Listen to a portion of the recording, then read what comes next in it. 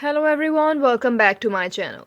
Led Zeppelin has undoubtedly played a major part in shaping what we call the realm of rock and roll today, and its lead vocalist Robert Anthony Plant was one of the four pillars that helped Led Zeppelin do so. Producing superhit tracks like Stairway to Heaven, Kashmir, and Immigrant Song, the band acquired and retained worldwide fame from its 1968 formation until its 1980 disbandment prompted by drummer John Bonham's tragic death. Following the band's breakup, Plant started over and built up a solo career that turned out to be just as successful as his work with Led Zep. Despite having a long, prosperous music career, Plant life was not all smooth and serene. All many other rock stars of his time, the performer has suffered his fair share of tragedy. In fact, his life has, at certain points, been just as dark and complex as the themes he explored in his songs. Read on to find out some of the sad aspects about Robert Plant's life. Born in 1948 in West Bromwich, Staffordshire, England, Robert Plant was raised in Halesowen, Worcestershire. As a child, he developed a passion